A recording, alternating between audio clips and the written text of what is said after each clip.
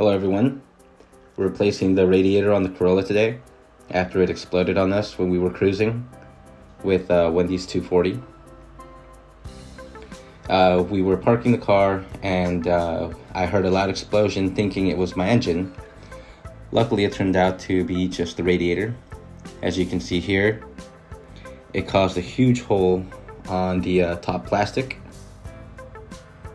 And yeah, it just sprayed coolant everywhere. Like there was nothing we could do. White smoke everywhere. And so we actually bought this coil radiator, which is all aluminum, so that we could replace it and we won't have that issue again, hopefully.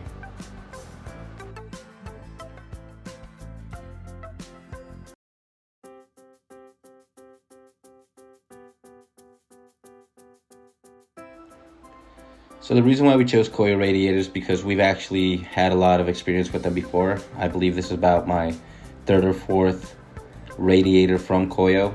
Perfect fit, perfect finish. The welds are always mint. The condition of it is always amazing, and even the radiator cap is great. There's nothing bad I can say about it. It's one of the only radiators that I continue to buy because I've always had such a good experience with them. So we're going to start off by draining out any other excess coolant that we may have in the system, because even though it did explode and it did pretty much go all over the engine bay, there's still some coolant in there, and we don't want to, just let it run off into the drainage, storm drain, whatever.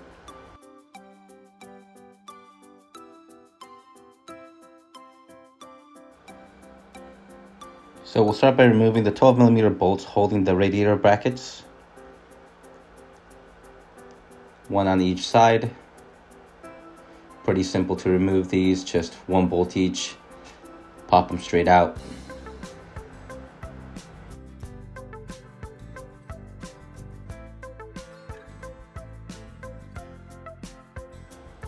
The rubber on these brackets is actually really good condition still, so we're going to be reusing them. We also remove the overflow hose that goes to the overflow tank. And then the next step would be to remove your upper and lower radiator hoses.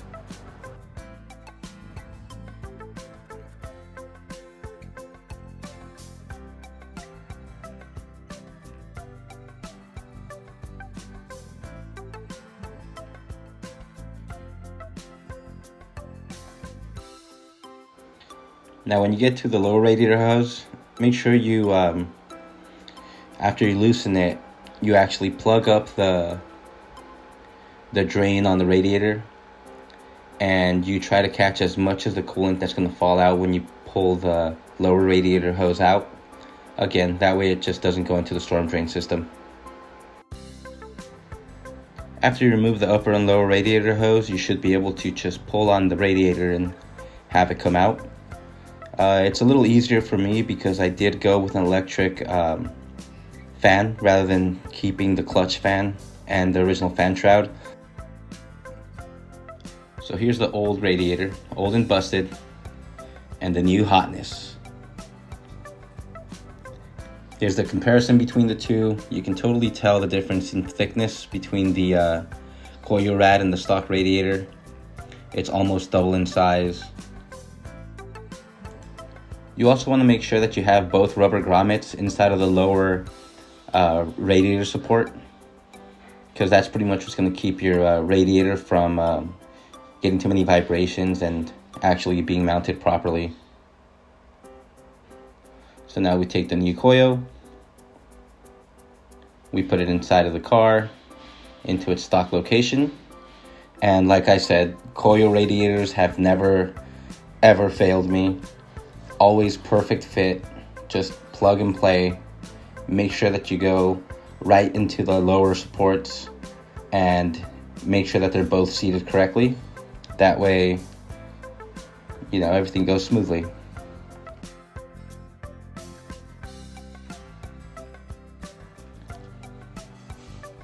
So now that you have the radiator in place, you're going to want to put your brackets back on and at least hand tighten the bolts to it. That way it'll hold it in place so that you can put the rest of it together.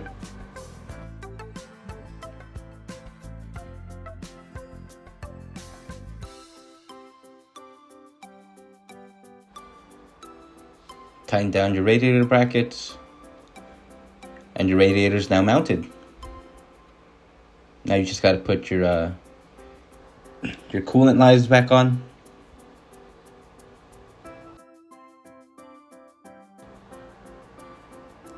Tighten them up nice and snug. Make sure you don't go too tight or else you'll crush the radiator. Install your overflow. And now again, because I am running an electric fan, I completely forgot to get the fan ties. That'll be for another day. Pour your favorite coolant in there and check for leaks. And once that's done, you're ready to go. Thanks a lot, guys.